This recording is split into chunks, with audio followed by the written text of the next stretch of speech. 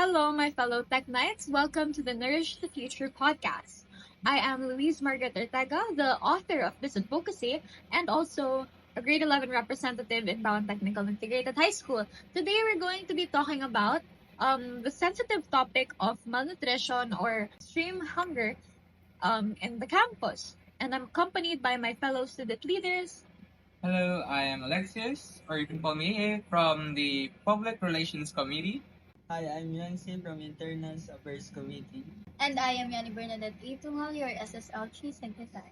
Okay, so alam naman natin na ang population ng Bawang Tech ay malaki. Like, there's over 8,000 students. Tama ba, Yani? Yeah.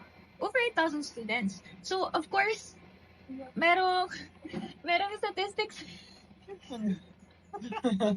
This Yeah. is statistics. Siyempre, merong fraction doon na below the poverty line na hindi nakakakain or walang food inside their stomachs. So, Yani, as being one of the top 3 biggest positions sa SSLG, meron bang way for us to help these students na nagsastruggle with hunger? Oo, feeding program. Feeding program.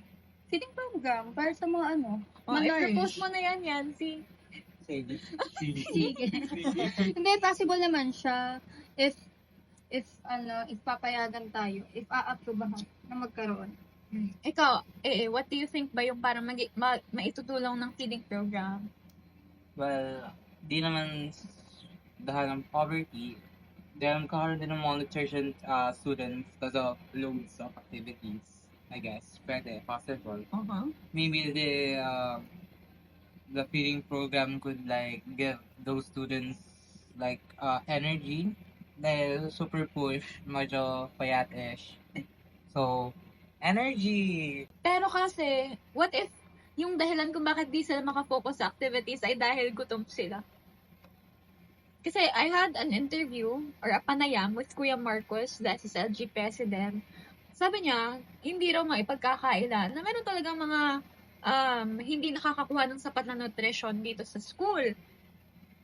Siguro with parang proper coordination with the admin or the co-op. Paltan na lang siguro yung Alin? yung mga tinitinda. Papalitan yung tinitinda? Paano?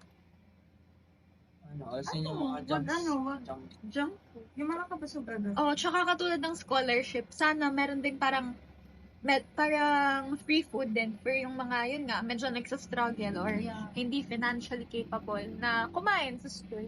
So, sana magkaroon ng Sa free meals. yeah, free meals. Parang, With Pwede sa- binibenta sa kantin sa makain. Catch Up Pride. Kasha Friday. Habang nagbabasa, tapos magbibigay ng pagkain sa Oo. mga bata. Kasi sa dati kong school, parang may naglalako. Yung Oh, kantin pwede ang yun. napunta sa klase. Pwede. Yeah, oo, pwede yun. Hindi, joke lang, hindi. Sa mga elementary ako kasi, may recess sa umaga. Tapos sa hapon, yung kantin ang pupunta sa classroom. Feeding program nga Pampaubos yun. nila. Yung mga sopas.